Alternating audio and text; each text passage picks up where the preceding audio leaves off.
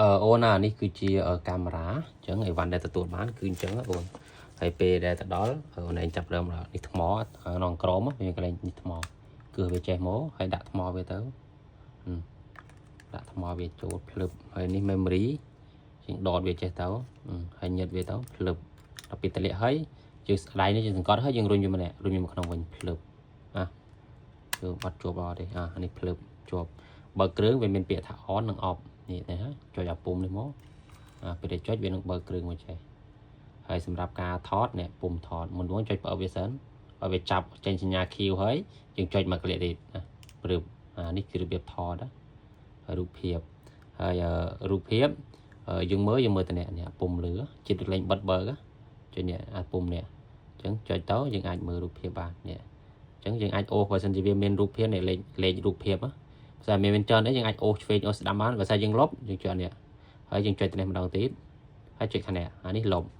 នេះគឺមានតែមួយទេឬមួយក៏បើសិនជាយើងឧទាហរណ៍ថាយើងលុបម្ដងមួយវារៀងយូរអញ្ចឹងយើងអាចលុបទាំងអស់ម្ដងទាំងអស់បាន format ណាចុចពាក្យថានេះមកបងហើយនេះយើងចុចពាក្យថា menu ពាក្យថា menu ហើយយើងមកយកចេញអាកូនសយើងអូសទៅក្រោមអូទៅឃើញពាក្យថា format ជប់មួយណាចេះជប់ថយសិនស្ដើមសុំម្ដងទៀតនេះកូនសហើយរូបពាក្យថា format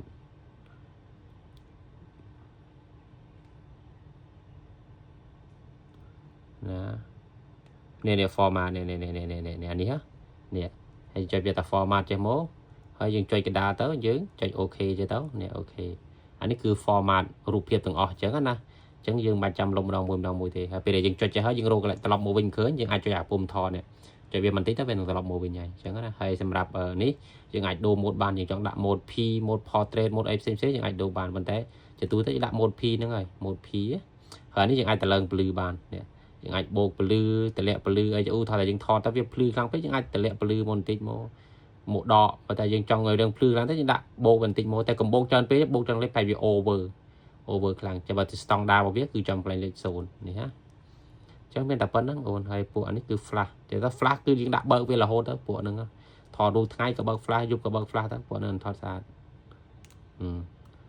រូបភាពឈូតណាកលួកចេញមកគឺញាក់សាច់ហ្មងអញ្ចឹងគ្រប់យ៉ាងគឺដំណើរការ 100% ណាហើយសម្រាប់បិទវិញបិទនេះទៅបើនេះហើយ memory ដល់ពេលដែលបងដាក់ទៅគឺបងនឹងដោះវាចេញណាអូនដោះវាចេញអស់អញ្ចឹងរូបរាងវាទៅគឺបែបនេះហើយសម្រាប់អានេះគឺប្រាប់ទាញរូបចូលទូរស័ព្ទដៃអានេះ